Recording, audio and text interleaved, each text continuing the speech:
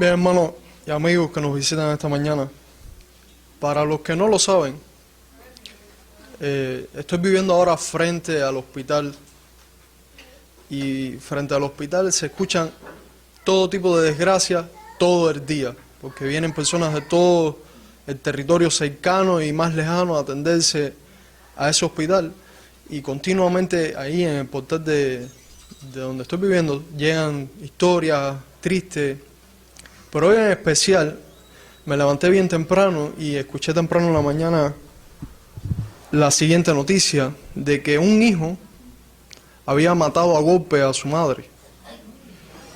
Y es una noticia fuerte, y más fuerte aún cuando uno está casi abriendo los ojos. Pero así comenzó mi día hoy. Y cuando empecé un poco como que a meditar en esa noticia que me estaban dando, evidentemente pensé en lo que iba a compartir esta mañana con ustedes sobre la naturaleza del ser humano. Y este tipo de catástrofe a veces nos sorprende porque todavía aún pensamos de que el ser humano sigue siendo bueno, lo que a veces hace cosas un poquito malas como esta que le acabo de decir. Hermano, ese hombre que en este momento estaba preso por matar a su madre a golpes, tiene el mismo potencial que nosotros para hacer cosas malas. Si nosotros no estamos ahora mismo en la posición de ese hombre, es porque sencillamente Dios no lo ha permitido. Oremos por un momento. Padre, gracias por tu misericordia. Gracias por tu amor. Gracias porque si no fuera por tu misericordia, tu bondad, tu paciencia con nosotros, estuviéramos comiéndonos vivos unos a otros y estuviéramos escuchando mayores desgracias que las que aún escuchamos hoy. El ser humano no es tan malo como pudiera llegar a ser, porque el pecado hace cosas horrendas con aquello que tú creaste en perfección. Padre, quizás lo que estamos hoy aquí no llegamos a cometer asesinatos, quizás lo que estamos hoy aquí incluso nos creemos un poquito mejor que los que están fuera de aquí. Pero Padre, perdona nuestros pecados, perdona cuando nos gloriamos de tu gracia, perdónanos Padre cuando creemos más de nosotros que lo que debiéramos de creer. No somos nada, Padre, sin tu misericordia, sin tu amor, sin ese sacrificio en la cruz, ni siquiera pudiéramos estar hoy aquí en tu presencia orándote. Padre, hoy estamos exponiendo nuestras almas a tu palabra, a la doctrina que le enseñaste a tus apóstoles y que tu iglesia ha sostenido por siglos. Pero Padre, permite que no se quede solamente en un área de conocimiento, que no sea solamente hombres esforzándonos por ganar un intelecto mejor, una comprensión más exhaustiva de tu verdad bíblica, sino que tu palabra, esa que es transformadora, que es viva, que cambia los corazones, que tu Espíritu Santo obre con poder en nosotros. Padre, que tu verdad no quede solamente aislada como un concepto en nuestras mentes. Transforma nuestros corazones. Necesitamos de ti, hoy más que nunca. En el nombre de Jesucristo. Amén. Hoy vamos a comenzar a darle estudio a los párrafos 2 y 3 del capítulo 6 de la caída del hombre, del pecado y su castigo.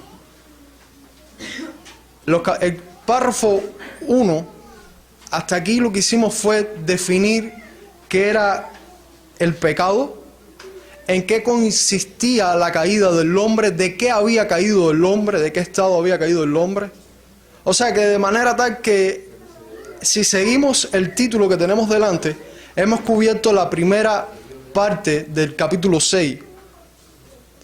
Vimos de la caída del hombre, o sea, en qué consistió esa caída, y el pecado en sí, de qué se trataba el pecado.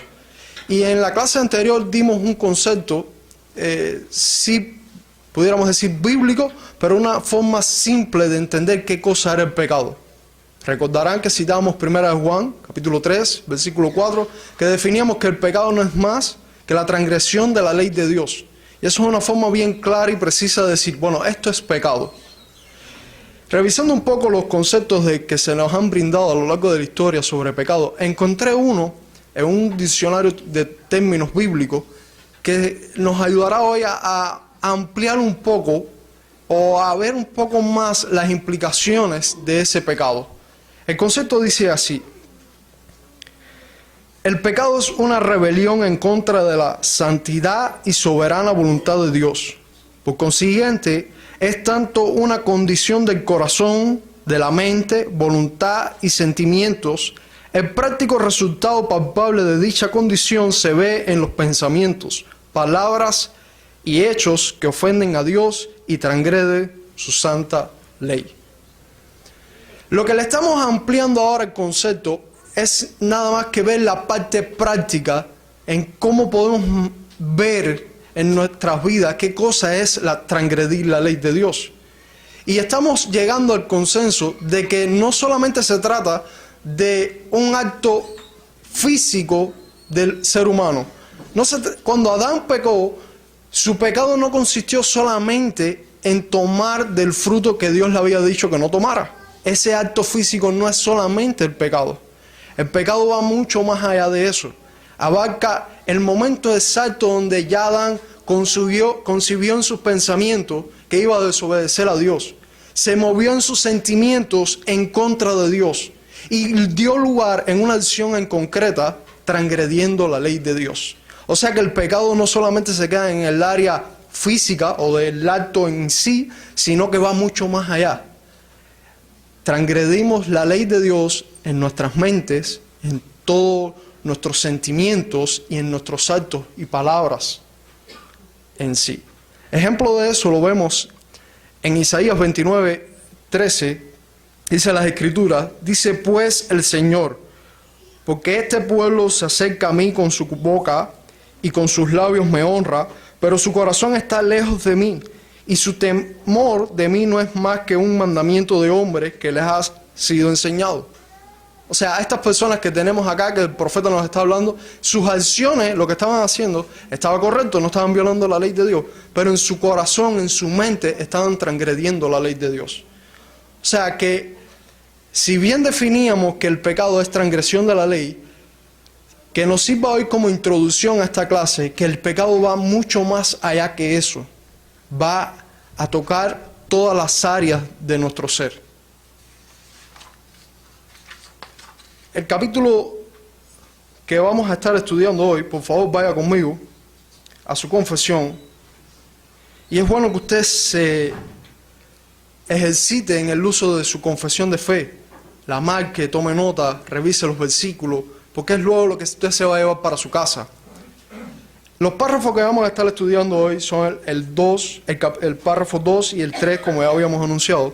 Y dice así: por este pecado, nuestros primeros padres cayeron de su justicia y rectitud original y de su comunión con Dios, y nosotros en ellos. Por lo que la muerte sobrevino a todos, viniendo a estar todos los hombres muertos en pecado, y totalmente corrompidos en todas las facultades y partes del alma y del cuerpo. Párrafo 3.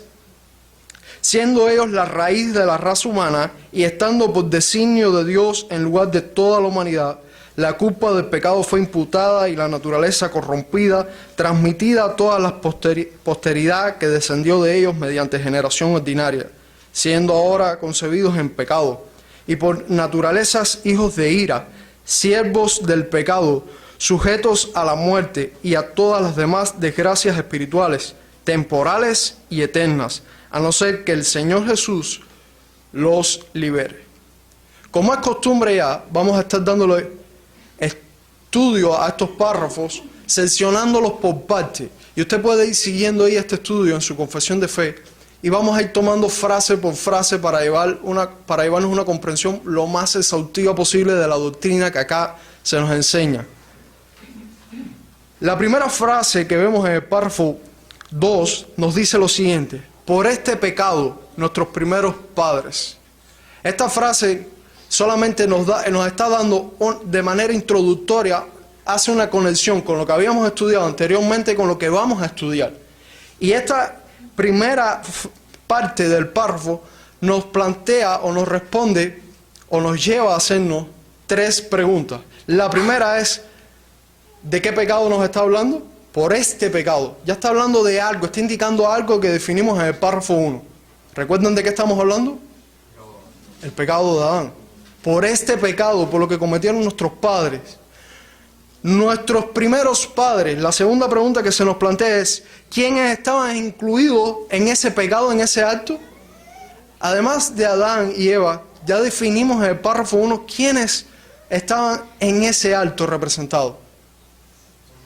Toda la humanidad. Entonces los autores de la confesión de fe nos están introduciendo y nos están diciendo, por este pecado, o sea, lo que vimos anteriormente, nuestros primeros padres, o sea, nos incluimos a todos nosotros, y nos llevan a la tercera pregunta. ¿Qué consecuencias trajo ese pecado? O sea, ¿cómo nos afectó a todos? Ya sabemos que estábamos incluidos ahí, pero ¿cómo nos afectó al resto de la humanidad el acto de Adán? Y es precisamente a esa pregunta la que le vamos a estar dando respuesta en el resto de nuestra clase. Vamos a estar viendo en el día de hoy las consecuencias de la caída o el efecto del pecado para el resto de la humanidad. Y ahí nuestro párrafo comienza diciendo que empieza a explicar las consecuencias de la siguiente manera. Cayeron de su justicia y rectitud original y de su comunión con Dios, y nosotros en ello, por lo que la muerte sobrevino a todos.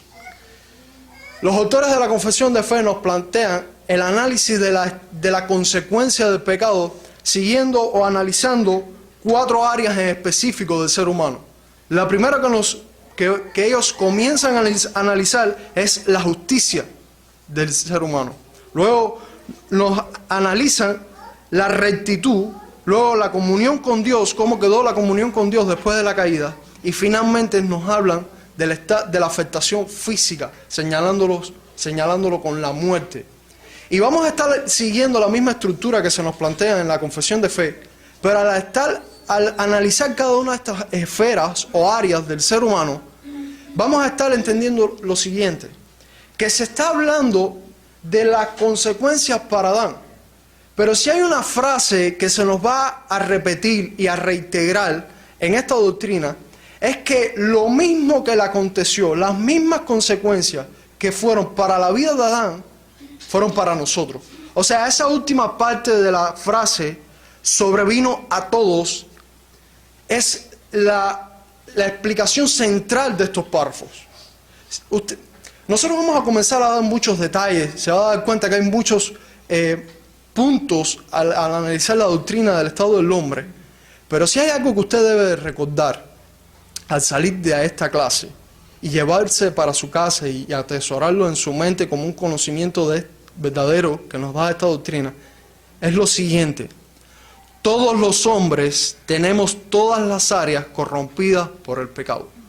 Repito, si hay algo que se nos va a reintegrar en las Escrituras, es que todos los hombres, no importa su nacionalidad, no importa en qué área del mundo usted viva, no importa la edad que usted tenga, todos los seres humanos tenemos todas las áreas, nuestra mente, nuestro corazón, todo lo que compone nuestro ser, corrompidos por el pecado.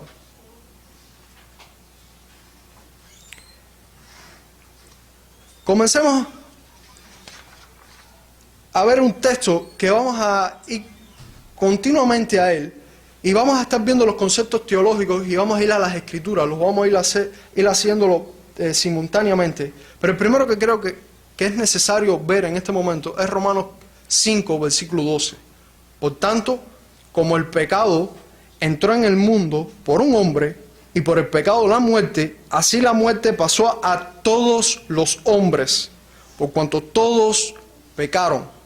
Miren cuántas veces se nos dice la palabra todos.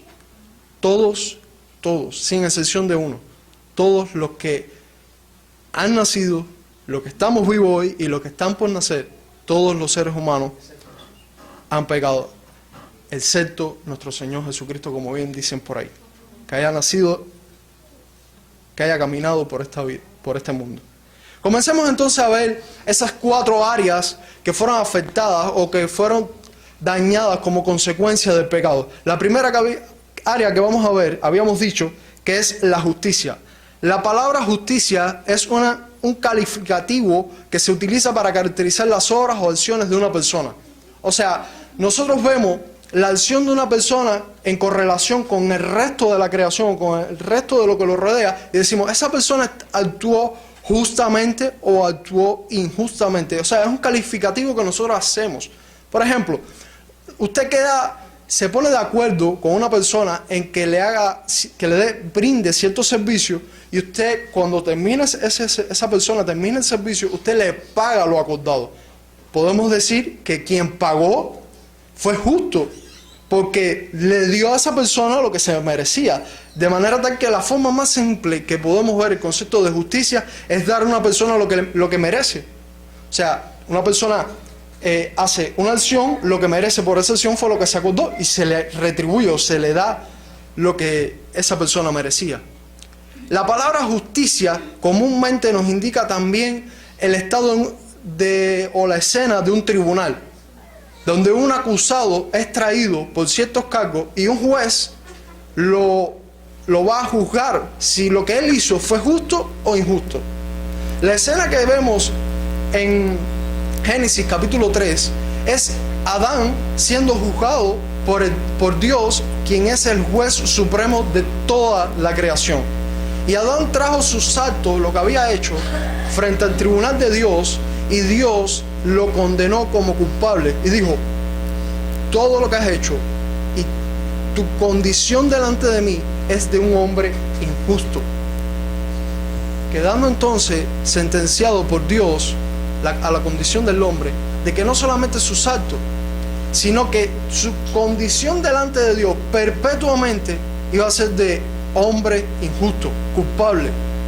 Esa fue la primera condición que vemos como consecuencia de la caída de Adán: hombre culpable. Y esto, como ya señalábamos, afectó al resto de la humanidad. Entonces podemos ver que la primera consecuencia que trajo el pecado es que somos culpables delante de Dios, que todos nuestros actos, que todo lo que hacemos va a estar minado, va a estar empañado de injusticia.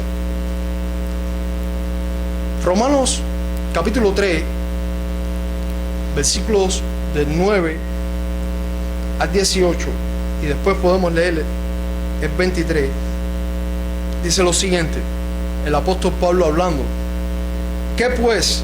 ¿Somos nosotros mejores que ellos?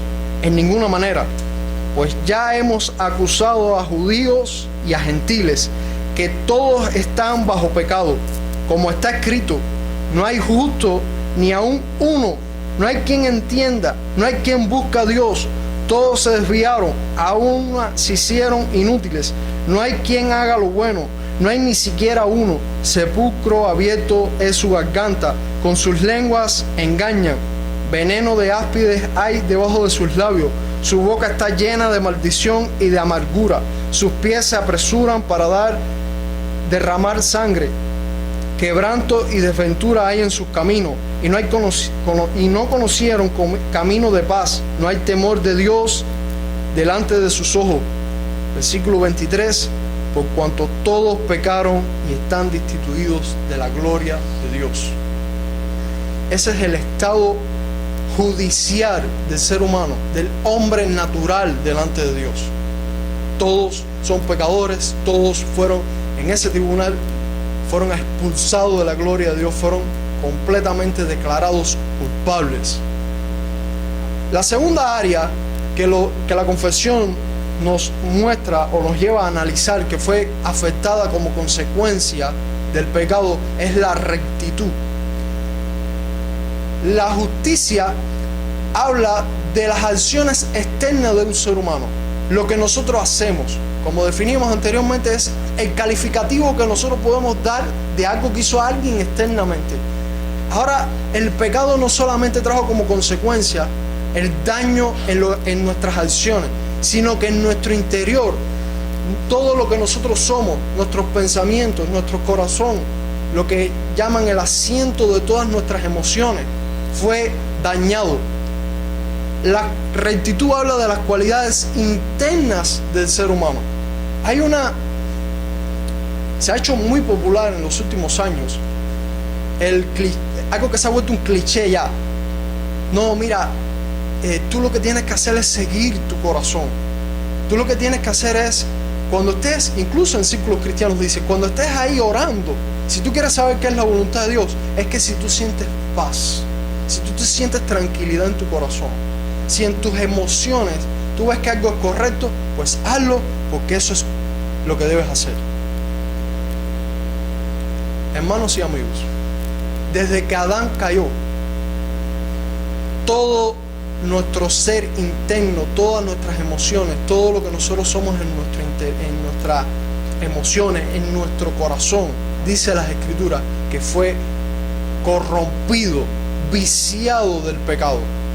De manera tal de que no solamente nuestras acciones van a ser pecaminosas por consecuencia de ese pecado, sino que en nuestro interior, nuestra naturaleza fue afectada de tal manera que todos nuestros pensamientos ahora van a estar siendo pecaminosos.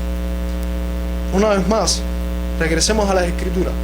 Miren el relato que aparece en Génesis 5. Dios vio que, recuerden, la caída aconteció en el capítulo 4 de Génesis, capítulo 3.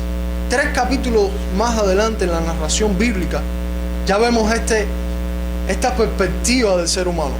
Dice que la maldad aumentó. Y vio Jehová que la maldad de los hombres era mucha en la tierra, y que todo designio de los pensamientos del corazón de ellos era de continuo solamente el mal. Todo pensamiento, todo lo que se le ocurría, todo lo que fabricaban, todo lo que decían, vamos a hacer esto, vamos a hacer lo otro, todo era de continuo el mal, era de continuo pecaminoso. O sea, que no solamente sus acciones en sí, sino que ya en su mente, aún durmiendo, todo lo que fabricaban era pecaminoso. Eso es lo que trajo como consecuencia de esa caída. Dios determina, por este pecado de la humanidad, destruir el mundo entero. Y la mayoría conocemos la destrucción del mundo por medio del diluvio.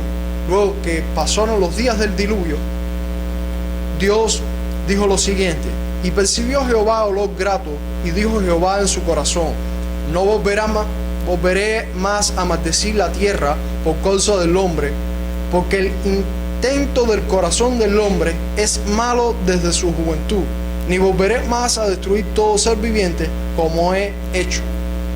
La conclusión que se nos plantea es Dios diciendo: no voy a destruir más el mundo como lo hice. Porque yo destruí el mundo, ¿por qué razón? Porque el designio del corazón, los deseos del corazón, todo lo que hacía el ser humano era pecaminoso. Y ahora Dios lo plantea de la siguiente forma: no voy a volver a destruir este mundo por causa del hombre, porque si tuviera que destruir el mundo, cada vez que yo mirara a la raza humana, al ser humano, no hubiera mundo. Esa es la conclusión que tenemos delante. Y evidentemente todo esto, como hemos aprendido, en un lenguaje, Dios nos está transmitiendo en un lenguaje que podamos entender. No es que Dios literalmente en su mente piense como los seres humanos, pero sí en una analogía para que lo logremos entender su voluntad. Dice, si hoy Dios mirara este mundo, nuestras acciones, nuestros corazones, tendría que destruirlo totalmente. Dice Dios, no voy a destruir el mundo por causa del hombre. ¿Por qué? Porque el hombre va a seguir siendo así. Como dice, y leíamos, sin adelantarnos a llegar ahí. Va a ser así hasta, a menos que Jesucristo cambie ese corazón, cambie esa persona. Jeremías, para aquellos que aún insisten en la bondad del corazón del ser humano, en Jeremías 17:9 dice lo siguiente: engañoso es el corazón más que todas las cosas, y perverso, ¿quién lo conocerá?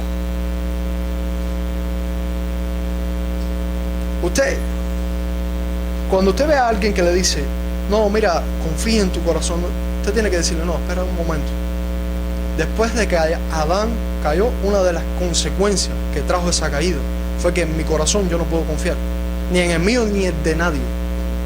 En lo único que puedo confiar es en las Escrituras y en el corazón y en la voluntad de Dios, pero no en la mía, no en la de ningún hombre, porque engañoso es el corazón, más que todas las cosas, más que cualquier falsa doctrina, más que cualquier otra filosofía humana. No, los sentimientos del ser humano son engañosos. Y por si acaso queda alguna duda, que digamos, pero esos fueron aquellas personas en el Antiguo Testamento, esos fueron aquellas personas allá del otro lado del conocimiento, más del lado allá de una luz más completa. Eso no sucede así ya hoy en nuestros tiempos. Tito 1:15. Todas las cosas son puras para los puros, mas para los corrompidos e incrédulos nada le es puro, pues hasta su mente y su conciencia están corrompidas. Los corrompidos y los incrédulos, para que quizás usted diga, no, esos son los que no tienen ningún tipo de conocimiento de la Biblia. No, los corrompidos y los incrédulos son todos aquellos que están fuera de Cristo. Todo el hombre natural después de Adán, sin Cristo, es un corrompido e incrédulo. Su mente y su conciencia, aquella conciencia que le dice a un ser humano que no debe hacer tal cosa porque es incorrecto o debe hacer tal otra cosa, es su mente la que fabrica la lógica de que dice, mira, no hagas esto, o mira, vamos a hacer tal otra cosa. Todo su interior, toda su rectitud por la que Dios lo formó internamente, todo fue afectado por el pecado. Dice que está corrompida. Yo no sé mucho de cocina, pero sí sé que cuando alguien me dice, mira, ese alimento está corrompido, yo me alejo de él, no me lo como, porque lo único que tiene es putrefacción, mal olor y es dañino. Bueno, quédese con esa imagen de corrupción, de pudrición, de que no hay nada que pueda salir bueno de ahí. Esa es la mente natural del ser humano. Lo otro que fue dañado por causa del pecado fue la comunión con Dios. Antes del pecado, antes de que Adán caer en pecado, el hombre podía acercarse libremente a Dios, podía tener una comunión directa con Dios por sus propias obras, sin tener ningún tipo de intermediario. Él podía presentarse, ir delante de Dios y comunicarse con Él y tener ese tipo de relación. Después de la caída, lo otro que sucedió fue una completa ruptura de la comunión con Dios. Quedamos separados de Dios. Ahora el hombre ya no puede venir a donde está Dios. Comúnmente se utiliza la analogía de que el hombre cayó en un estado de muerte espiritual. Y se utiliza esa fraseología por la similitud que tiene el estado de la relación del hombre con Dios. Es como un cadáver. Usted ha visto un cadáver, ¿cierto? Ese cadáver ahí donde está tendido puede él por sí solo determinar y decir, voy a levantarme, voy a ir a tal lugar, voy a hacer tal otra cosa. Él no puede hacer nada. Lo único que puede hacer sencillamente es estar ahí tendido, muerto. Bueno, precisamente esa es la condición en que quedó nuestra relación con Dios, en un estado de muerte, de separación, de ruptura. Ya nosotros, el ser humano, no puede sencillamente acercarse a Dios por su libre voluntad, como algunos erróneamente interpretan, porque eso fue roto como consecuencia del pecado. Juan nos ilustra mejor esta verdad. ¿Puede un muerto hacer algo por sí mismo? No. Juan 6:44 dice lo siguiente, el Señor Jesucristo hablando: ninguno puede venir a mí si el Padre que me envió no lo trajere, y yo le resucitaré en el día postrero. Dice que ningún ser humano puede ir a donde está Dios, porque precisamente el pecado que está en él le impide hacer cualquier actitud hacia Dios. Porque como ya vimos, no solamente en sus actos son pecaminosos. No solamente su interior es pecaminoso, sencillamente él está en una condición espiritual que sencillamente no puede acercarse a Dios. Mire, esto ha sido históricamente malinterpretado. Hay muchas personas, incluso personas que nunca han leído las Escrituras, que cuando uno le predica el Evangelio, ellos dicen, no, espérate un momento. Entonces quiere decir que el ser humano está tratando de ir a donde está Dios, está tratando de acercarse a Dios, y Dios está reteniéndolo y ocultándose de él para que el ser humano no pueda encontrar a Dios. No, hermanos, esa no es la situación que nos plantea las Escrituras. La situación que nos plantea las Escrituras es que el ser humano no puede venir a Dios por la condición que ya hemos explicado, y no quiere venir a Dios. No puede venir a Dios ni quiere venir a Dios, porque sencillamente el pecado que está en nosotros aborrece a Dios. De hecho, si pudiéramos eliminarlo, lo hiciéramos. De hecho, en una manera figurativa lo hacemos. Si no presta atención a todas las explicaciones que dan los inconversos, cada vez que van a tratar de explicar lo que acontece en su vida, van a tratar de explicar cómo planean su vida, en todas sus explicaciones ellos eliminan a Dios de la ecuación, porque ese es el ser humano por naturaleza. No quiere, necesita que Dios no exista, porque su pecado, la oscuridad que hay en él, queda totalmente expuesta delante de la santidad de Dios, queda completamente acusado delante de Dios.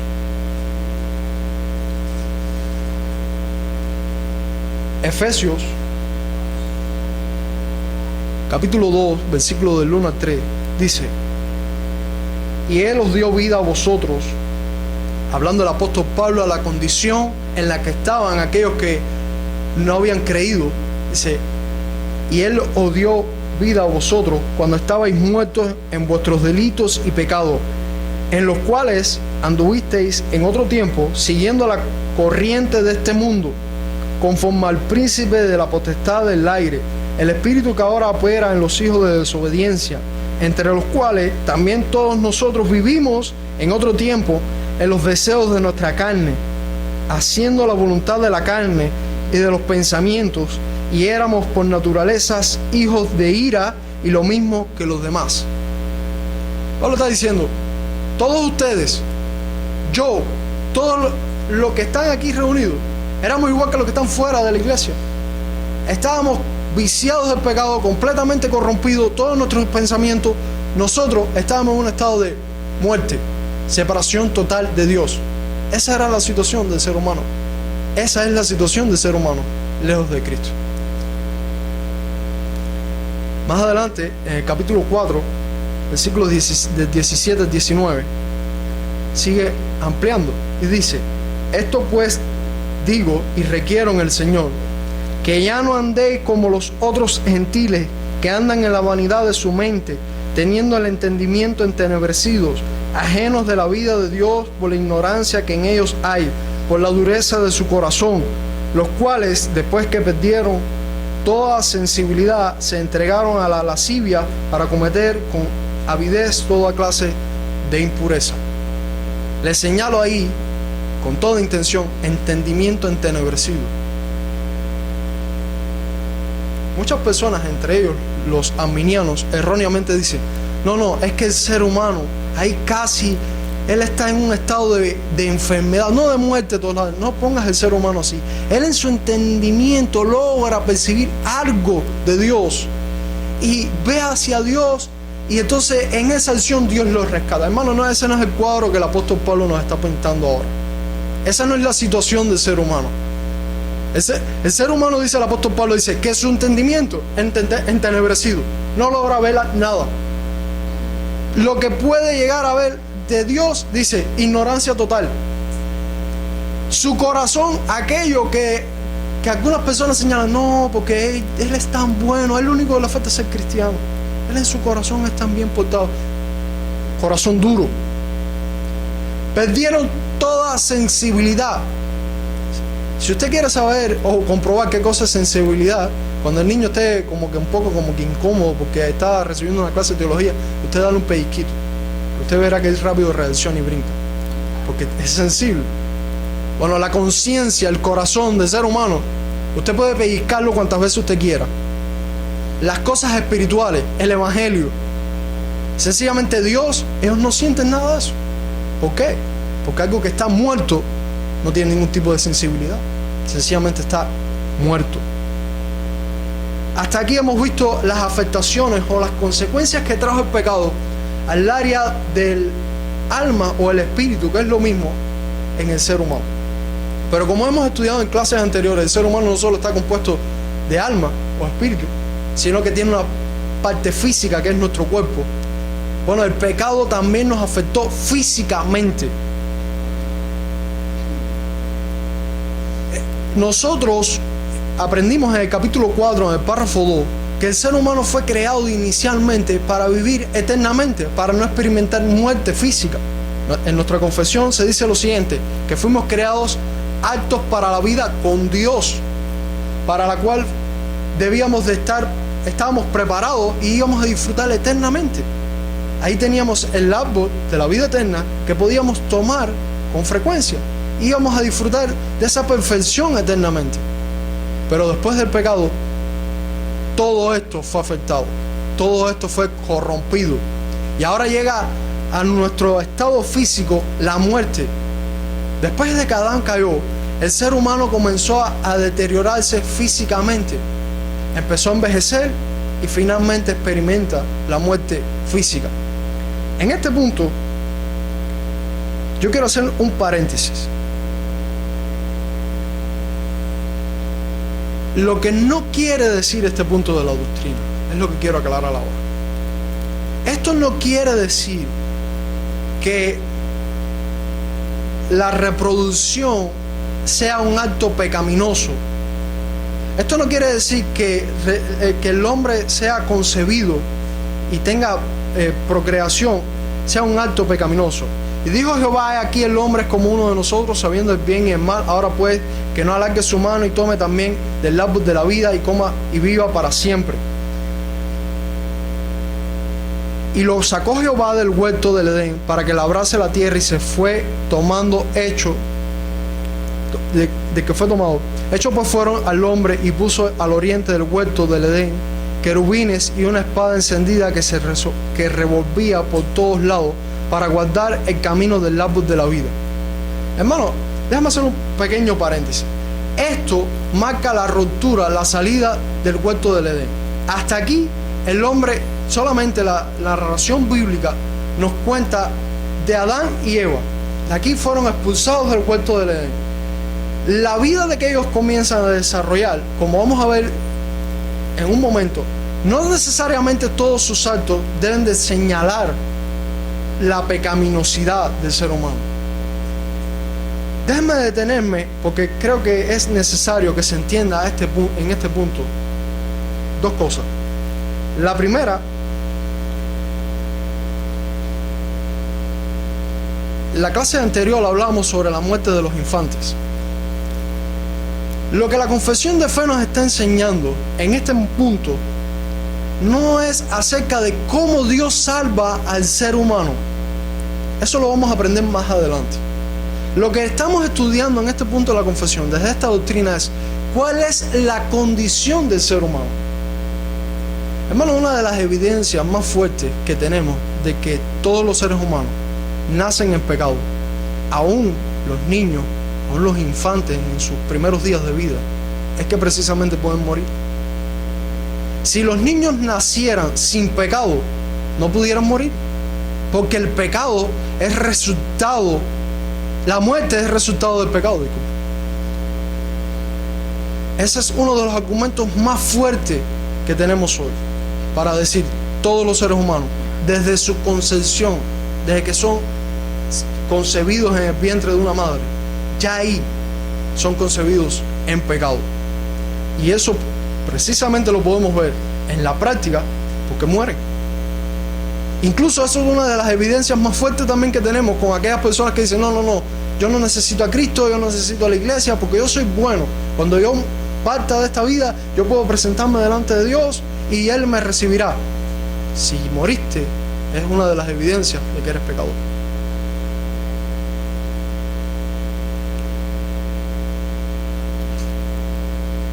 Lo otro que quiero señalar,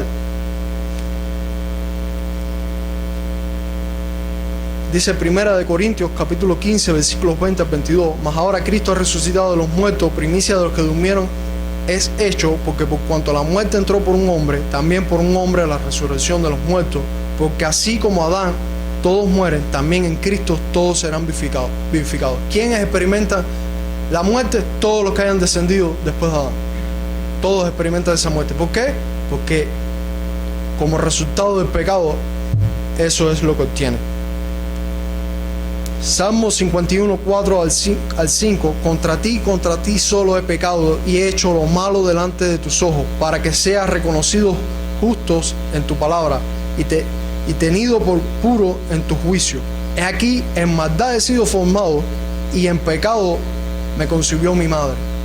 David aquí no está hablando de que la madre era pecadora, cosa que es cierto. David está diciendo que aún desde su concepción, él fue tenido como pecador. La segunda parte del párrafo nos da un resumen de lo que hasta aquí se ha enseñado. Dice, viniendo a estar todos los hombres muertos en pecados y totalmente corrompidos en todas las facultades y partes del alma y del cuerpo. Se nos hace un énfasis en que tanto de manera, que podamos resumir, nuestra alma y nuestro cuerpo totalmente están corrompidos. Si fuéramos a resumir el párrafo 2 de nuestra confesión en el capítulo 6. Seguimos adelante con el estudio del párrafo 3. Y la primera frase que nos aparece en nuestro párrafo 3 nos comienza a hablar también ahora, continúa hablando de las consecuencias del pecado. Pero, ¿por qué? Es lo que vamos a estar analizando ahora. ¿Por qué esas consecuencias? ¿Cuál es la causa que ese pecado me afecte a mí cuando yo no estaba ahí presente? ¿Por qué el pecado de Adán llega hasta el resto de la humanidad? Y lo primero que aparece en nuestro párrafo 3 es la frase, siendo ellos la raíz de la raza humana y estando por designio de Dios en lugar de toda la humanidad. Aquí tenemos que hacer una pequeña aclaración. Se ha enseñado con frecuencia también en nuestra iglesia que nuestra confesión de fe es un excelente resumen de las doctrinas que creemos, es un excelente resumen de la teología que vemos en las Escrituras. Pero nuestro pastor nos ha enseñado también que no es infalible, que es un documento humano y que las Escrituras es la única regla de fe y conducta nuestra, la cual esa, si es inspirada de Dios, no es esto que solamente es un documento humano. Vuelvo y repito, es excelente, pero no es un documento humano. Y en aras de ganar en precisión bíblica, nuestra confesión de fe aquí comete lo que se ha llamado comúnmente como una imprecisión. No llega a ser un error, pero sí es una imprecisión teológica. Dice que siendo ellos, refiriéndose a Adán y Eva, la raíz de la raza humana, en realidad quien era la cabeza federal o la raíz o el representante de la raza humana no era Adán y Eva, era solamente Adán. Y ahí en nuestra confesión de fe vemos que hay esa imprecisión. Lo cierto es que lo que sucedió ahí se afectó a toda la raza humana, a todo lo que después de ahí como un árbol tiene raíces y luego comienza a crecer. Bueno, la raíz nuestra fue Adán y todo lo que comenzó a crecer de ahí en adelante, nosotros fuimos afectados por ese pecado. La primera causa o razón es la culpa del pecado. La imputación del pecado. Dice la confesión de fe, la culpa del pecado fue imputada. La palabra imputada es atribuir algo a otra persona, etimológicamente, o acreditar algo a la cuenta de otra persona. Esta palabra es utilizada con regularidad en la Biblia y una traducción de este término, o sea, del hebreo y el griego, puede ser tenido en cuenta, ser considerado, tomar en cuenta, ser contado por. Todas esas acepciones se pueden derivar de la palabra imputación. Bueno, el pecado de Adán fue imputado, fue tenido en cuenta, nosotros fuimos contados con él. Por eso, toda la explicación de las afectaciones en nuestra justicia, en nuestra rectitud, en nuestra comunión con Dios, en nuestro estado físico, todo terminó afectándonos a nosotros también, porque su pecado fue imputado a nosotros. Esa es la primera razón que vemos en nuestra confesión de fe. Y algunos dirán, no, pero a ver, el juicio de Dios fue solamente con Adán. Miren por un momento en Génesis capítulo 3, versículos del 17 al 19, cuando Dios pronuncia la acusación. Miren cómo se presenta.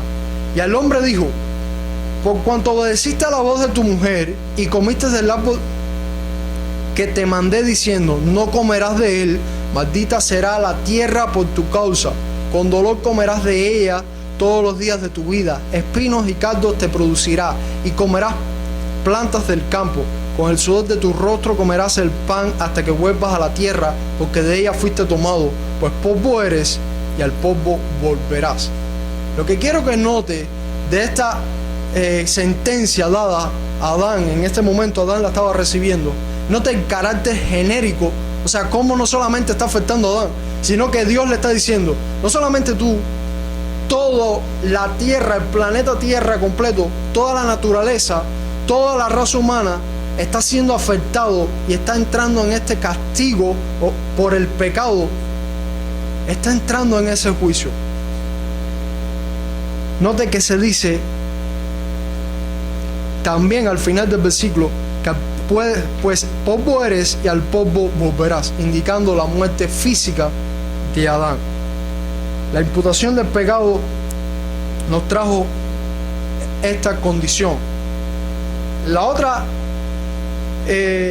explicación de por qué el pecado termina afectándonos a nosotros, todas esas consecuencias, es que la naturaleza corrompida fue transmitida.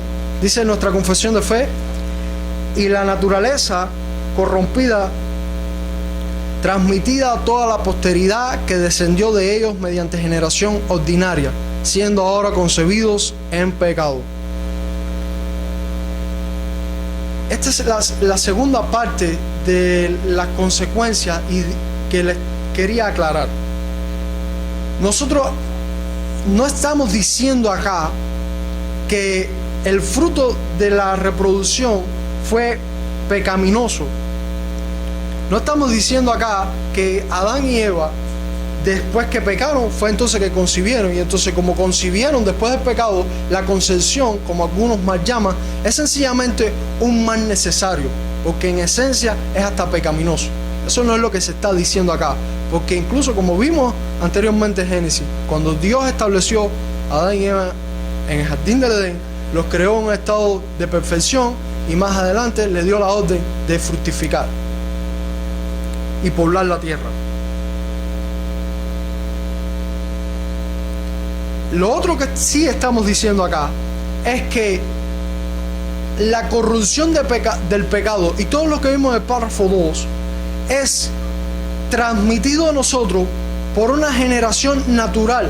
O sea, desde que somos concebidos y llegamos a este mundo como seres humanos, el hecho de ser seres humanos, ya estamos trayendo una naturaleza pecaminosa.